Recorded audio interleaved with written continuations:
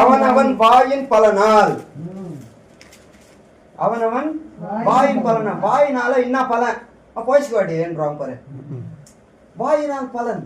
நம்ம என்ன பேசுறோம் அதுக்கு பலன் இருக்குது. கெட்ட வார்த்தை பேசுனா நல்லது நடக்கும் நினைக்க கூடாது, கெட்டதே தான் நடக்கும். நீ அப்படியே போடுன்னு சொல்லுவ, உனக்கே தான் அதுன்னுவாங்க. மேல மண்ணு வாரி போட்டா எங்க மாவுழம் மேலதான் வேண்டும். அதனால இப்படி எல்லாம் பார்க்கணும். நம்ம இந்த வார்த்தைகளை இப்படியும் பார்க்கணும், கொஞ்சம் இப்படி யோசித்து பார்க்கணும். அவனவன் வாயின் பலனால் அவனவன் வயிறு நிரம்பும். இப்போ உலக பிரகாரமா பார்க்கும்போது வாயின் பலன், வாய் இருக்குதான் என்ன பலன்னா வயிறு நிரம்பும், சாப்பிட்றோம், அது பலனா தான் பாக்குறோம். வாய் இருக்குது என்ன பலன்? போதுனால என்ன பலன்? நாக்கு இருக்கிறதுனால என்ன பலன் சொல்லுவீங்களா? பல்லு இருக்குது என்ன பலமா? பல்லு இருக்குது இப்படி போடலாம் நான் சொல்லுவேன். எல்லாமே பலனா தான் வச்சுக்காது. அப்படி ஒரு கருத்தோடு சிந்தி எண்ணினாலும் அவனவன் வாயின் பலனால் அவனவன் வயிறு நிரம்பும், அவனவன் உதடுகளின் விளைவினால் அவனவன் திருப்தி ஆவான். மரணமும் ஜீவனும் நாவின் அதிகாரத்தில் இருக்கும், அதில் பிரியப்படுகிற அதன் கனியை புசிப்பார். இப்போது அவனவன் உதடுகளும் விளைவினால் அவனவன் திருப்தி ஆவான். உதடும் வாயும் நம்ம பேசுகிறது,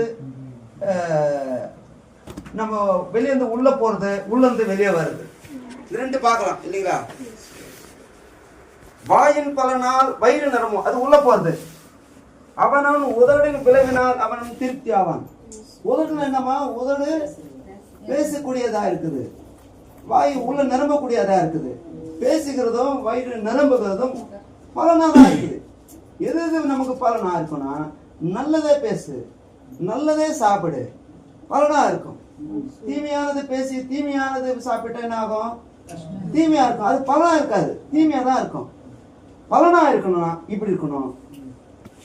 தீமையா இருந்தா அவனுடைய கிரியைகளுக்கு தக்க பலனாகவே அது முடிச்சிடும். அல்லேலூயா. சில பேரு வாய் சும்மா இருக்காதுங்க, வெளிஞ்சாண்ட மாதிரி பேசி பேசி பேசி பேசி பேசி வெளிஞ்சாண்டி பெருசா ஆக்கி ஊதிடுவாங்க. பலூன் விடுற மாதிரி ஊதினே இருந்தா எப்படிமா இருக்கும்? பலூன்னு வெச்சு போடும். சண்டை கூட அது மாதிரி தான், மதுக்கு தாக்குற மாதிரி தம் தூசம் அந்த மாதிரி தான் இருக்கும். புட்டுனா தப்ப தப்ப தப்பான்னு வரும்.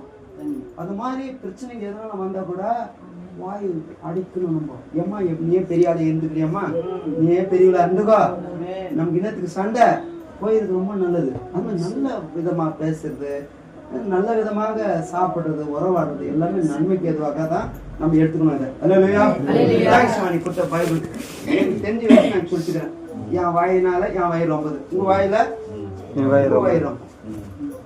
அப்ப வார்த்தையானது நம்முடைய செவிகளில் போய் நிரம்பும் போது அது எவ்வளவு பலனா இருக்குது சரிங்களா?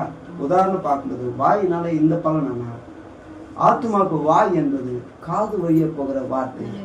இந்த ஆகாரம் வேற, இந்த ஆகாரம் வேற. எந்த ஆகாரம் நமக்கு நல்ல பலனா இருக்குதுன்னா, வயிறு நிறைய நிரம்பதை விட காது நிறைய நிரம்ப நல்ல வார்த்தைங்க, கடவுள் வார்த்தை நமக்கு நல்ல பலன். உதடுகளை கூட கர்த்தரை துதிக்கும் போது, கர்த்தரை மைப்படுத்தும் போது, நம் உதடுகள் அசையும் போது, ஜெபிக்கும் போது அதனால் உண்டாகிற பலன். புரியுதுங்களா? இது ஆவிக்குரிய ஒரு பக்தி விருத்திக்கு ஏதெல்லாம் இப்படி எடுத்துக்கலாம், உலக பிரகாரம் எடுத்துக்கணும்னா அப்படி எடுத்துக்கலாம். ஓகேவா? நல்ல ஒரு வேலை சொல்லுங்க. ஆமென்.